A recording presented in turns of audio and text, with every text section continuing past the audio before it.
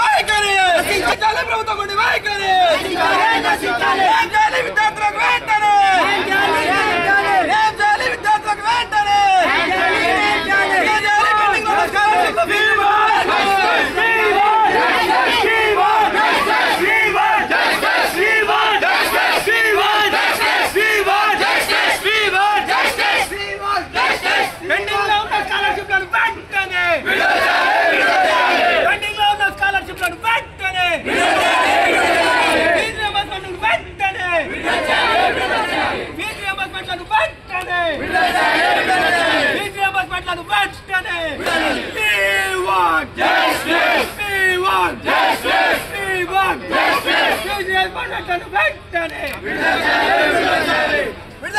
Pending ఉన్న స్కాలర్షిప్లు fee వెంటనే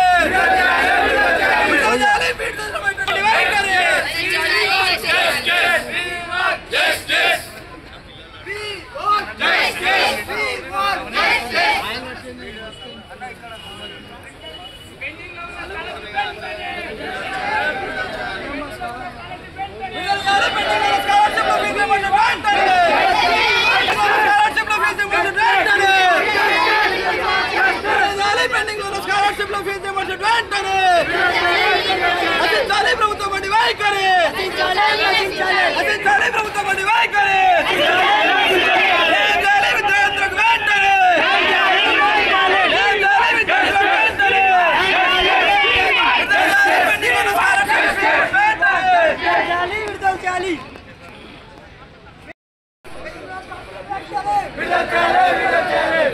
మర్చిపోయినట్టు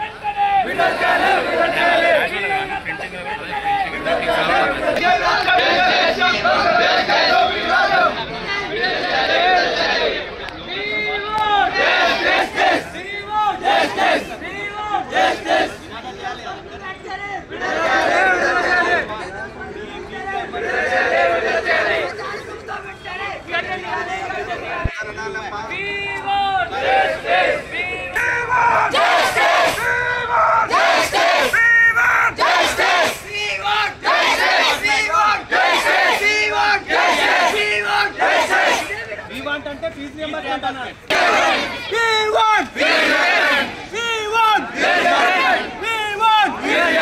పెండింగ్ లో ఉన్న ఫీజు రియంబర్స్మెంట్లను వెంటనే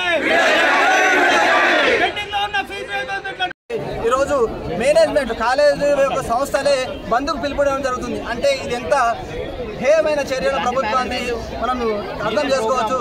కాబట్టి ఈరోజు మేము ఎస్ఎఫ్ఐగా తెలియజేస్తుందంటే రాష్ట్ర ముఖ్యమంత్రి విద్యాశాఖ మంత్రిగా ఉన్నారు, కానీ ఎప్పుడు ఎవరిని కలవడానికి టైం లేదు, ఎవరు మాట్లాడరు, ఎప్పుడు విద్యాశాఖ గురించి సమీక్ష చేయరు. కాబట్టి విద్యార్థుల సమస్య పరిష్కారం చేయాలంటే మొట్టమొదటిసారిగా విద్యాశాఖ మంత్రిని కేటాయించాలి. అదేవిధంగా ఏదైతే 5 సంవత్సరాల నుంచి పెండింగ్లో ఉన్న ఫీజు రియంబర్స్మెంట్ కానీ స్కాలర్షిప్ కానీ విడుదల చేయాలని చెప్పేసి ఈరోజు మేము ఎస్ఎఫ్ఐగా విద్యార్థుల తరఫున మేనేజ్మెంట్ తరఫున నుంచి మేము పిలుపునివ్వడం జరిగింది. లేదంటే పెద్ద ఎత్తున ఉద్యమాలు నిర్వహిస్తామని చెప్పేసి హెచ్చరించడం జరుగుతుంది. కూడా అర్ధరాత్రి కూర్చొని మేమంతా ఏదో విధంగా మీకు అన్ని భయమాటలు చెప్పి కాలేజీ యాజమాన్యాన్ని అప్పుల పాలవుతుంటే వాళ్ళు ఏళ్ళకేళ్ళు ఊరేసుకున్నటువంటి పరిస్థితి రాబోయే రోజుల్లో కాలేజీ యాజమాన్యంకి వస్తుంది. ఒకవైపు పత్రికల వాళ్ళ భయం, ఇంకోవైపు సమాజం భయం, ఇంకోవైపు పేద రైతుల వాళ్ళ పిల్లలకు యాజమాన్యాలు వేధిస్తున్నాయని ఒక రకంగా వాళ్ళపైన కేసు పెట్టడానికి ప్రభుత్వం ప్రయత్నం చేస్తున్నది. ఈ రకంగా ప్రభుత్వాలు ఎప్పుడైనా సరే గుర్తుపెట్టుకోండి, అక్షరం అనేది అంతరిక్షంలో దాగి ఉన్నది. పేదలకు కనీసం అక్షరం చదువుకున్నటువంటి దౌర్భాగ్యమైనటువంటి పరిస్థితి తెచ్చుకున్న తెలంగాణలో ఇవ్వడం లేదు. కాబట్టి ఇప్పుడున్నటువంటి కాంగ్రెస్ పార్టీ తక్షణమే మీరు ఏ విధంగా అయితే పొంగులేటి శ్రీనివాసరెడ్డికి 1000 కోట్ల కాంట్రాక్టర్లు ఇస్తున్నారు, కానీ మాకున్నటువంటి 2800 సుమారుగా అంతకుముందు 1200 కోట్లు ఇచ్చినటువంటి టోకన్లను తక్షణమే విడుదల చేయాలని బీజేపీ పార్టీ తరఫున మేము డిమాండ్ చేస్తున్నాం. ఈరోజు ఫీజు రియంబర్స్మెంట్ మరియు స్కాలర్షిప్ పెండింగ్ విడుదల చేయాలని రాష్ట్ర వ్యాప్తంగా కాలేజీల యాజమాన్యం తీసుకున్నటువంటి చర్యకు గాను ఈరోజు రాష్ట్ర వ్యాప్తంగా బంద్ పాటిస్తూ దానికి సంఘీభావంగా వికారాబాద్ జిల్లా నుంచి వికారాబాద్లో ఉన్నటువంటి డిగ్రీ కళాశాలలు, అదేవిధంగా ఫార్మసీ కళాశాలలు, పీజీ కళాశాలల నుంచి పెద్ద ఎత్తున విచ్చేసినటువంటి విద్యార్థులందరికీ కూడా ఈరోజు రాష్ట్ర ప్రభుత్వం ఇంతకుముందు ఇచ్చినటువంటి 1200 టోకన్లను మరి అదేవిధంగా డిసెంబర్ 31 వరకు వీళ్ళకి ఈ సంవత్సరం బకాయిలు కూడా ఖచ్చితంగా చెల్లిస్తేనే వాళ్ళ భవిష్యత్తుకు మనం బాటలు చూపిన వాళ్ళం అవుతాం. తెచ్చిన తెలంగాణ గతంలో ఉన్నటువంటి బీఆర్ఎస్ పార్టీ 2 సంవత్సరాల బకాయి ఇస్తే ఇప్పుడున్నటువంటి కాంగ్రెస్ పార్టీ 2 దఫాలుగా 2 సంవత్సరాల నుంచి ఫీజు రియంబర్స్మెంట్ ఇవ్వడం లేదు. కాబట్టి ఖచ్చితంగా ఇక్కడ వికారాబాద్ జిల్లా నుంచే ముఖ్యమంత్రి రేవంత్ రెడ్డి గారు మీరు ఢిల్లీకి సంచులు మోస్తున్నారు. ఈ పిల్లల జీవితాలు ఏమైపోవాలి, వీళ్ళకి నియామకాలు ఇస్తలేరు, గ్రూప్ 1 రద్దు చేస్తున్నారు.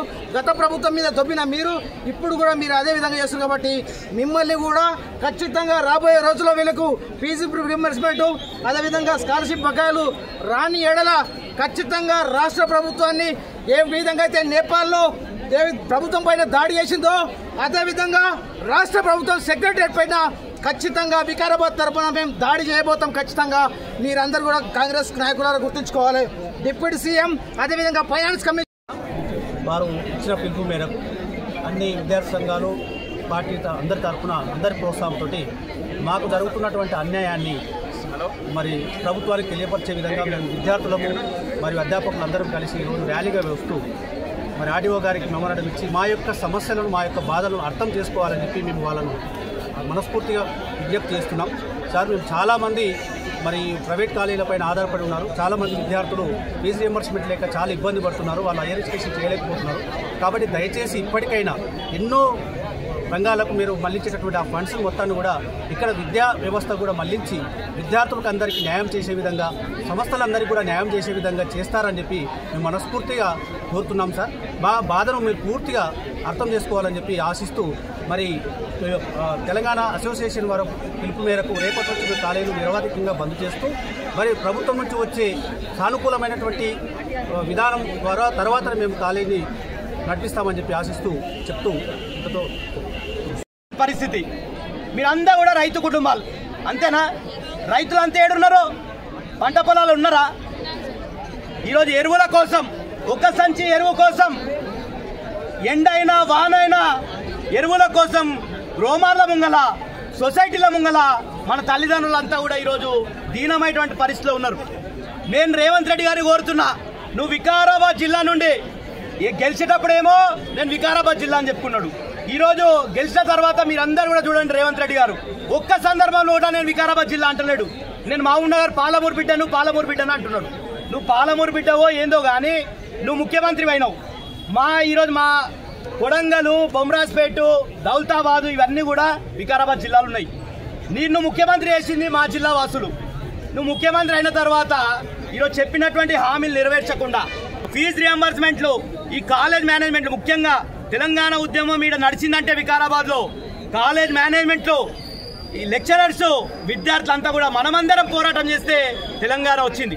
రేవంత్ రెడ్డి గారు గుర్తుంచుకోవాలి, తెలంగాణ రాష్ట్ర సాధన కోసం వికారాబాద్లో యువత నడుపు బిగిస్తే మెడలు వంచిన ఆ రోజు ఉన్నటువంటి మంత్రులను, ముఖ్యమంత్రులను ఈరోజు కూడా చెప్తున్నాం, నువ్వు వెంటనే తక్షణమే ఈరోజు ఫీజు రియంబర్స్మెంట్ బకాయిలు చెల్లించాలి.